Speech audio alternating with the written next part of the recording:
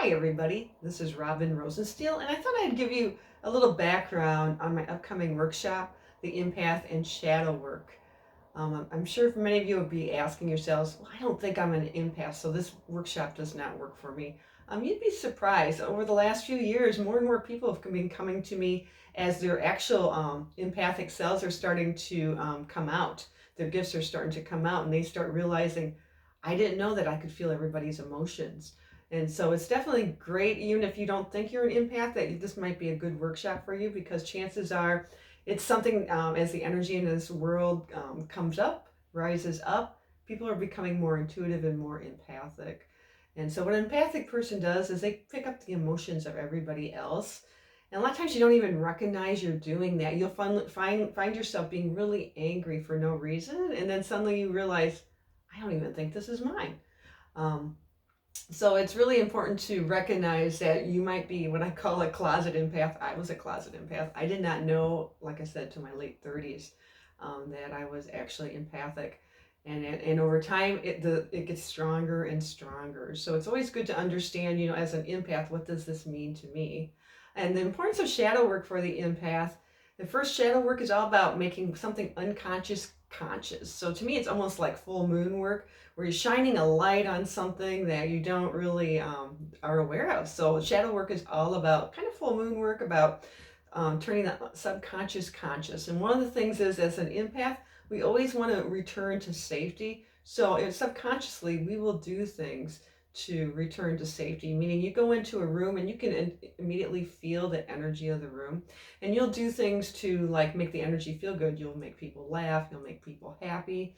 But then there's some more sneakier things that we do, and I caught this in myself recently.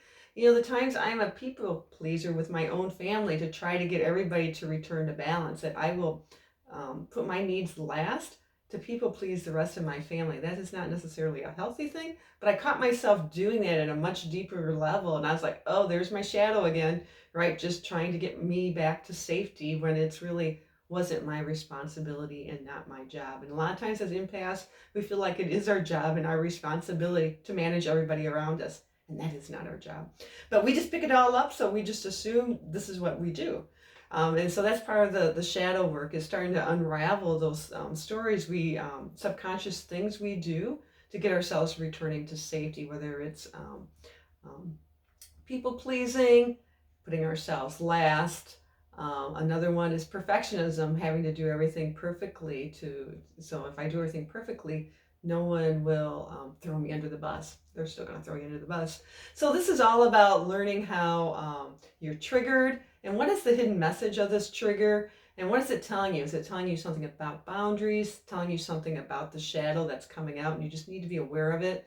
Maybe it's telling you something about your empathic gifts. So this workshop is it's 5 steps to self-empowerment for empaths as they do shadow work. It's all about leaning in and being curious and having fun with it. People make this sound serious. This is actually can be very fun. It's really insightful, and sometimes you just find yourself laughing at yourself. So as part of this whole workshop, I will be giving people 5 crystals to work with regards to doing shadow work for empaths, and also a flower essence, sage, that I've grown here specifically for to help you integrate the lessons you've learned and look at things from a higher perspective. And the gift in that, by kind of stepping away and removing yourself and not taking things so personally, because as empaths, we take everything personally. It's just in our nature, and that's one of the subconscious shadows, is learning how to take things less personally. Anyway, I hope you could join me. If you have any questions, feel free to email me, and I would be more than happy to respond. Thanks.